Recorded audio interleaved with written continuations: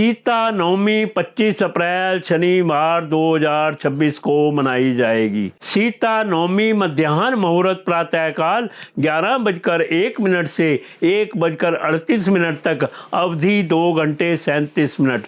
नवमी तिथि प्रारंभ 24 अप्रैल 2026 को रात्रि 7:21 से नवमी तिथि समाप्त 25 अप्रैल 2026 सायंकाल 7:27 तक। कथा यह है कि मां लक्ष्मी जी का अवतार सीता माता अपने पिछले जन्म में मुनि कुशध्वजा की बहुत ही सुंदर पुत्री वेदावती थी। वे भगवान विष्णु की भक्त थी। वे हर समय केवल उनकी पूजा में ही लीन रहती थी।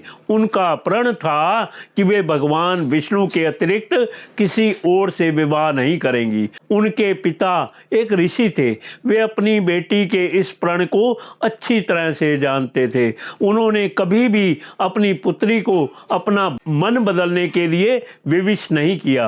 पुत्री की इच्छा का सम्मान करते हुए उन्होंने पुत्री के लिए आए अनेक शक्तिशाली राजाओं और देवताओं के रिश्तों को मना कर दिया। मना किए गए रिश्तों में से एक रिश्ता दैत्यों के शक्तिशाली राजा श्रभु का भी था।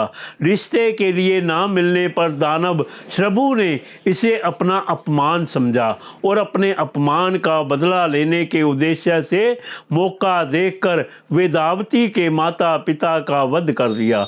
अपने माता पिता की मृत्यु के बाद वेदावती संसार में बिल्कुल अकेली और अनाथ हो गई। वे अपने पिता के आश्रम में ही रहने लगी और सारा समय भगवान विष्णु का ध्यान करने लगी। वेदावती बहुत ही खूबसूरत थी और उनकी तपस्या ने उन्हें पहले से भी अधिक सुंदर बना दिया था। एक बार लंका के राजा रावण ने उसे जंगल में भगवान विष्णु के लिए तपस्या करते हुए देखा।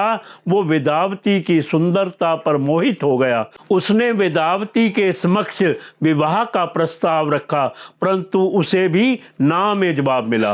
ना में जवाब मिलने पर रावण ने वेदावती की तपस्या भंग कर दी और उनके बालों को पकड़कर उन्हें घसीटने लगा। रावण के इस कुकृत्य से क्रोधित वेदावती ने अपने बाल काट दिए और कहा कि वो वहीं उसकी आंखों के सामने ही अग्नि में कूदकर अपने प्राणों का त्याग करेगी। अग्नि में प्रवेश करते समय वेदावती ने कहा कि रावण ने इस जंगल में उन्हें अपमानित किया है, वो दोबारा से जन्म लेकर उसके विनाश का कारण बनेगी। वो वेदावती ही थी जो सीता के रूप में जन्मी और राम जी के माध्यम से रावण के विनाश का कारण बनी। जब वेदावती का जन्म सीता जी के रूप में हुआ तो वे मिथिला नरेश राजा जनक को उनके खेतों में जुताई करते समय भूमि पर लेटी हुई मिली। उनकी दैविक सुंदरता से प्रभावित होकर राजा जनक ने उन्हें अपनी पुत्री के रूप में स्वीकार कर लिया। देवी सीता को जानकी, वैदेही, मैथिली तथा अन्य नामों से भी जाना जाता है।